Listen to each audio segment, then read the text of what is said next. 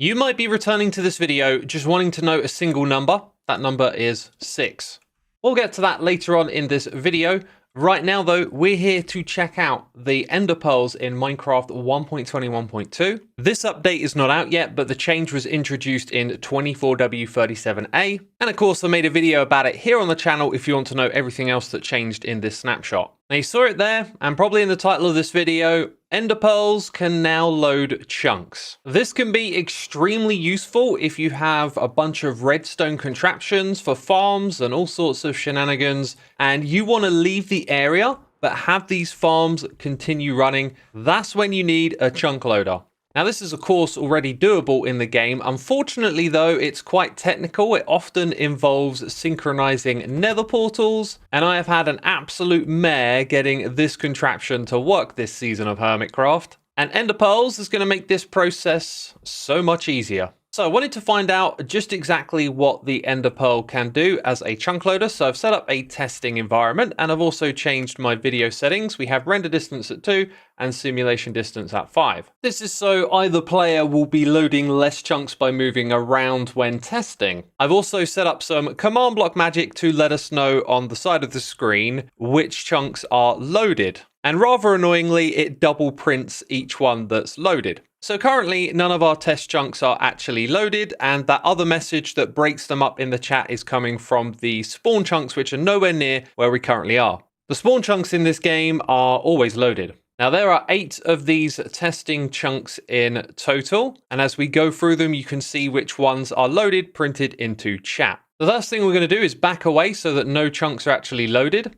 Then we're going to fly up really high so we can't even see the world below us. And then throw our Ender Pearl off into the distance. And as it traverses into new chunks, we can actually see them loading on the left side of the screen. That was pretty cool. Now that I've landed, it's obviously me, the player, that's loading these chunks. But a moment ago, it was the Ender Pearl when it was flying through the sky. Our next test involves leaving the Ender Pearl inside of the chunk. The way we're going to do that is by putting it into one of these stasis chambers. You fire the Ender Pearl down like that. It bobs up and down in the water, and it will stay there indefinitely. So now that I'm backing away, you'll see that that chunk and the one next to it is continuously loaded by the Ender Pearl. And remember that number at the beginning of the video? I said it was 6. 1, 2, 3, 4, 5, 6. Place your soul sand and then fill up the rest with water.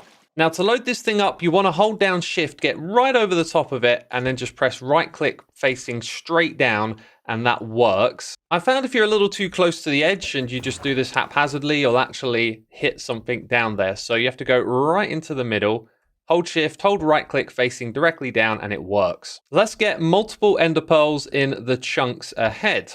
And with this, we're going to load all 8 chunks at once. So I've flown far, far away once again, and on the left-hand side of the screen, we can see that we're loading every single chunk with Ender Pearls. So one player is not limited to 1 pearl for loading things. And this, my friends, is where things get a little bit crazy. I'm actually going to go ahead and log out of the game. Then we're going to log back in, and all of the chunks are loaded, but you might notice the numbering is just out of order here for some reason. Now, we are nowhere near the spawn chunks, but I realized I could do this test better if I back away again, so we're definitely not loading that area. Let's repeat the test. Logging back in, and all of the chunks are loaded again. This is ridiculous. Now, we're going to test this in multiplayer with the help of my second account. That's me, and now it's my time to shine. Let's go ahead and put the Ender Pearl into the stasis chamber, and then we'll probably notice that there's no activity in chat. That's because it's only my main account that can see this, so let's go ahead and kick the account that just put an Ender Pearl into the world, and look at that, those chunks are not loaded. This is because the player's Ender Pearl will vanish when they leave the world, but it'll also return when they come back in. This is honestly kind of amazing because it makes it a chunk loader based on if that player is online or not. And this is the main reason why these Ender Pearl chunk loaders are probably better than you thought they were. The next thing to test is what happens when my second account logs in at this location where we're definitely not loading any of the chunks. So let's log my second account back in, and would you believe it? Look at that.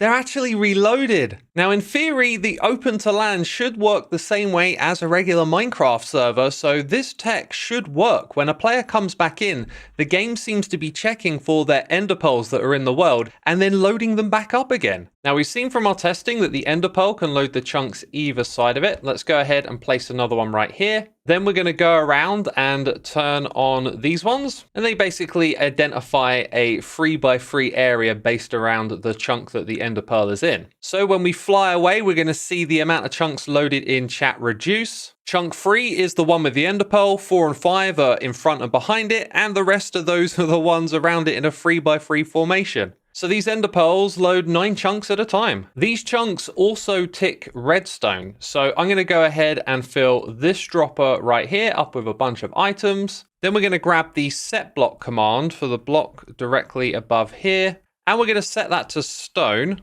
But of course I've flown away first so that the other chunks near where I am aren't loaded. Let's go ahead and just place that block there. And we want to leave it running for a few moments. Then when we fly back in, we should see a whole bunch of items on the floor. Yep, look at that. It's working. It's ticking redstone in these chunks. So that means that one ender pearl can load a 48x48 area of blocks for a contraption to be built inside of. Let's also see if this works in the end dimension. And of course, the nether dimension. The answer is yes. Yes, they do.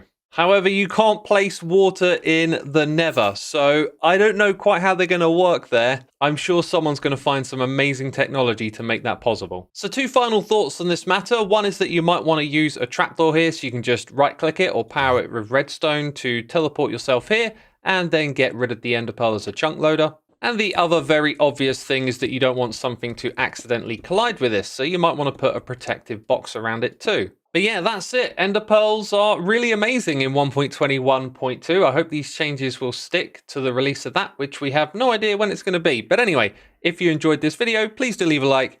Thank you for watching, and I'll see you in the next one. Bye-bye.